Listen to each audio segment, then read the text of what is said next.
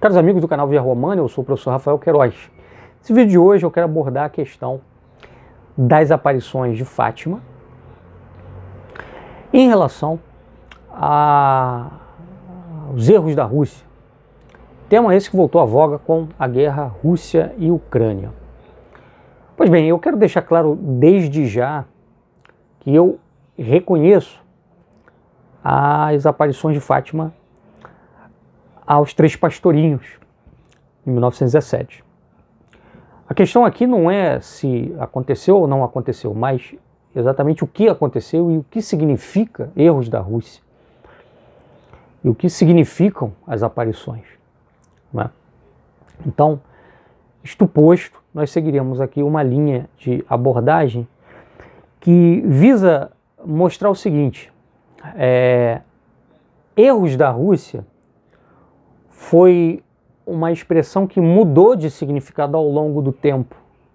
Quando a gente historiografa o desenvolvimento da interpretação sobre o que é a aparição de Fátima aos Três Pastorinhos. Tá? Então o que eu vou fazer aqui é uma apresentação com base no que foi sendo dito ao longo do tempo a respeito disso daí. Tá?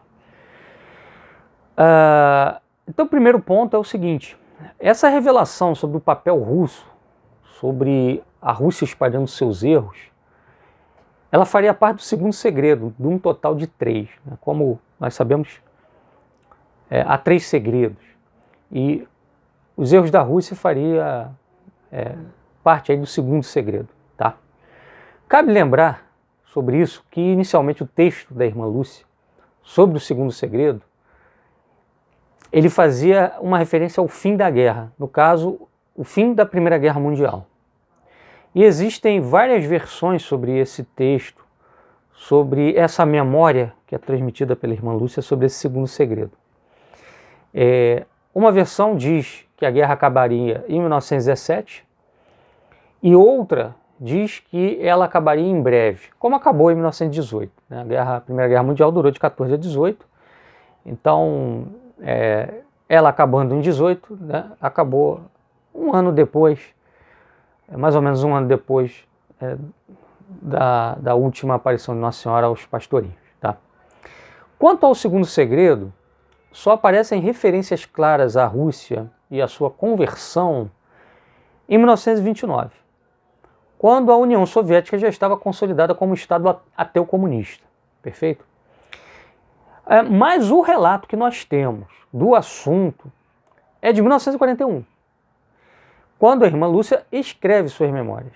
Então, antes disso, essa questão do papel da Rússia no espalhamento de erros pelo mundo, ela ficou restrita ao conhecimento dos diretores espirituais dela.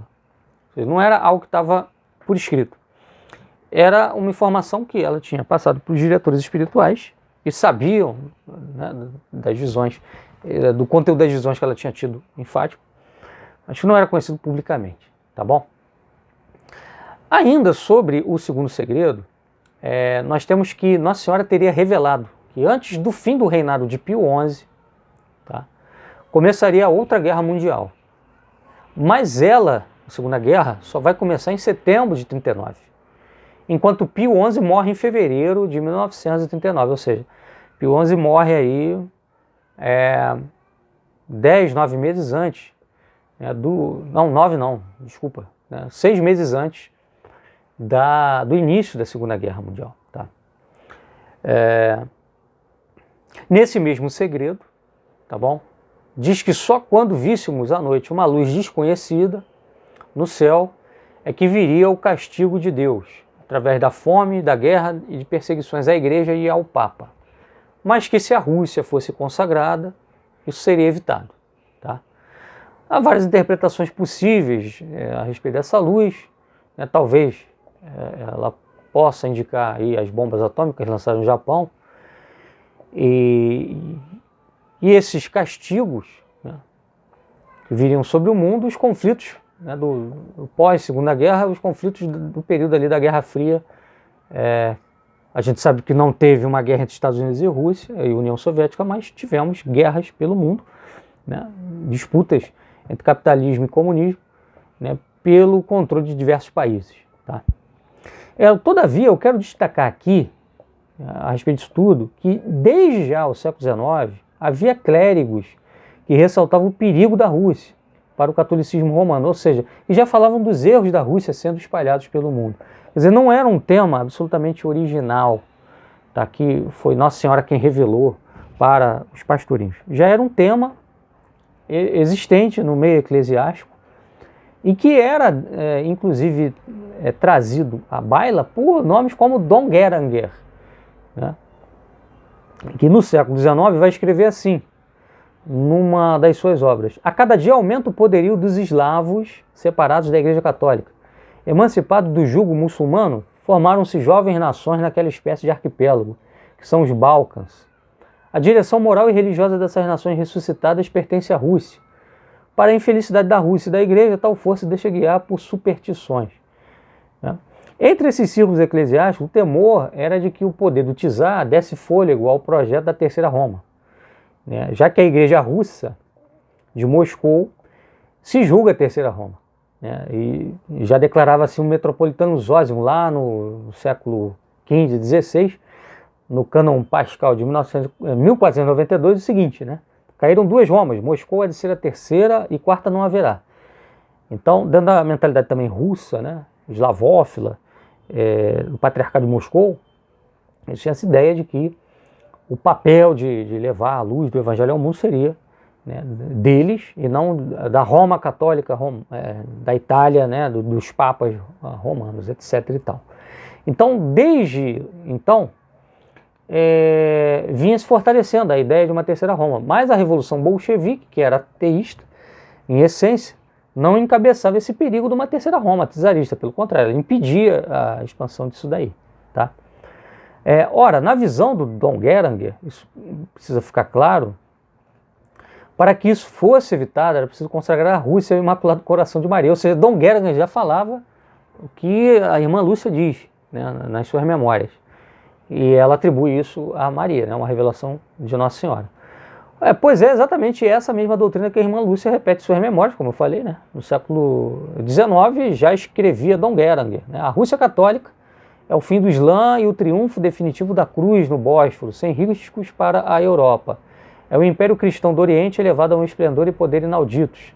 É a Ásia evangelizada, não mais por curas pobres e isolados, mas secundados por uma autoridade superior a de Carlos Magno. Enfim, trata-se da grande família eslava reconciliada na unidade de fé e aspirações de grandeza. Esta transformação será o maior acontecimento do século que há de testemunhá-lo e mudará a face da terra. Então já tinha aí também, né, um certo ar milenarista, ou seja, se a Rússia se for consagrada, ela vai se converter e se convertendo, ela vai levar o catolicismo ao resto do mundo, entre os povos que ainda não são católicos, etc. e tal, e aí será uma era de paz, né? Aí será dado ao mundo um tempo de paz. É exatamente a mesma coisa que a irmã Lúcia diz. Tá?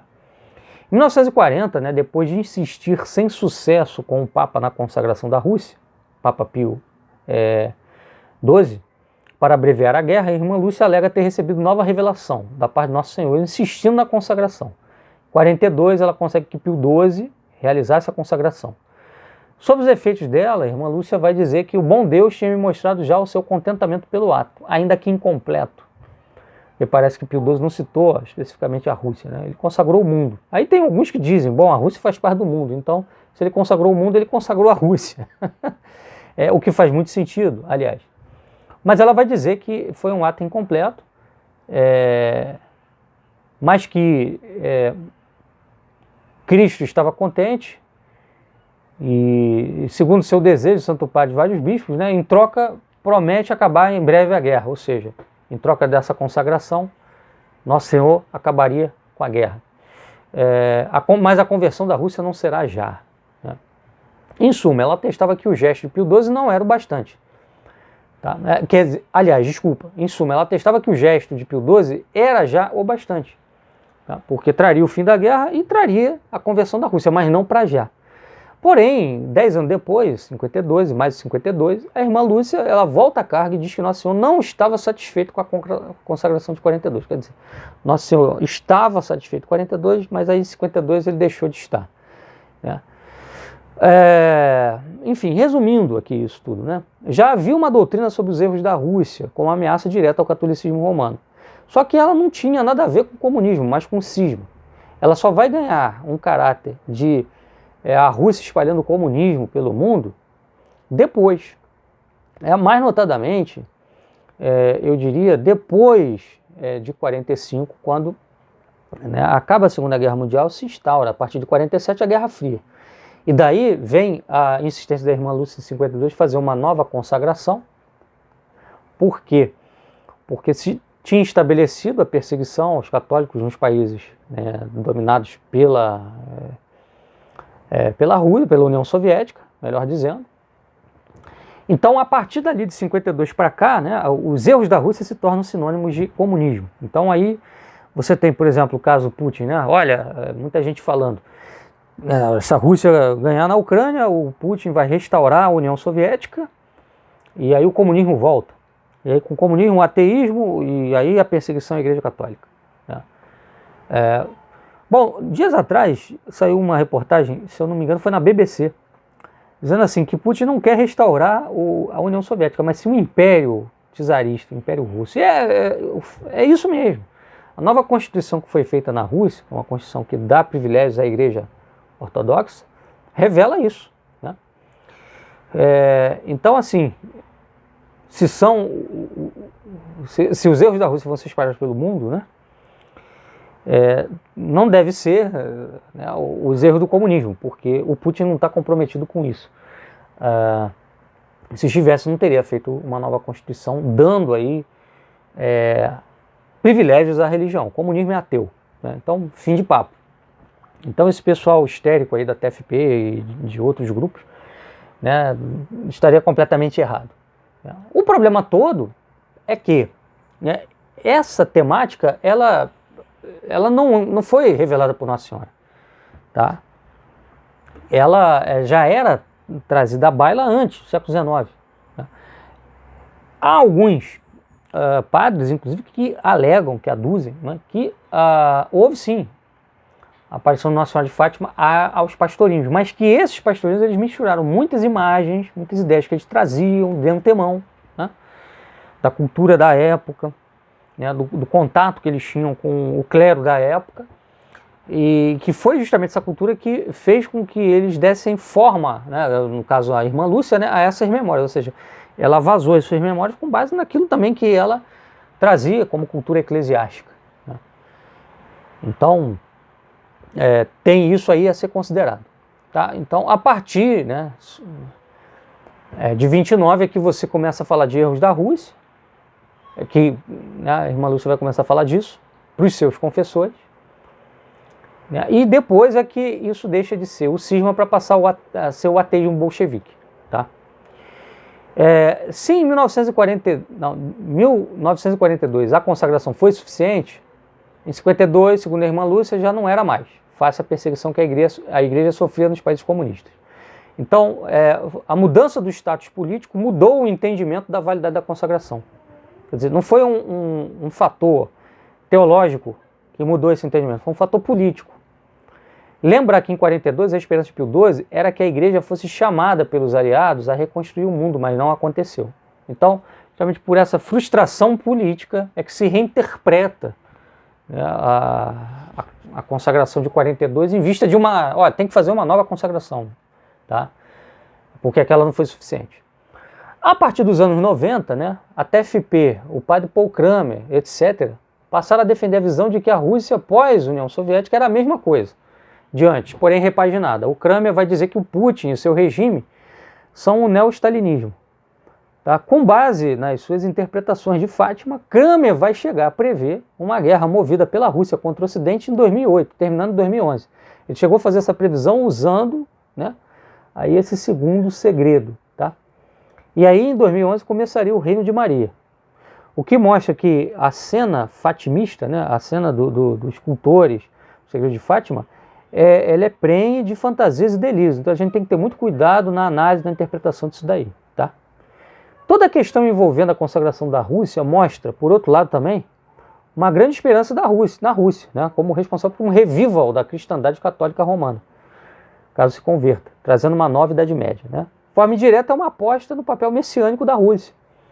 Isso, de uma certa maneira, reforça a eslavofilia também, né? Quer dizer, os eslavos no centro da história, como aqueles vão trazer o reino de Maria, uma nova era de paz para o mundo, uma nova Idade Média, etc. e tal. Então a conjuntura envolvendo, né, as interpretações sobre as aparições de Fátima, ela é bastante confusa, incerta, e impõe, ao meu ver, imensas dificuldades no tocante ao seu exato conteúdo. Talvez a posição mais justa seja a de Ratzinger, que concebe as aparições como visões que não indicam fatos, mas tendências da história, que podem ser modificadas pelo poder da oração e da penitência. Então, pessoal, era o que eu tinha para trazer hoje aqui nesse vídeo. Eu espero que esses elementos sirvam para a reflexão dos senhores. Um abraço, até a próxima. Viva Cristo Rei!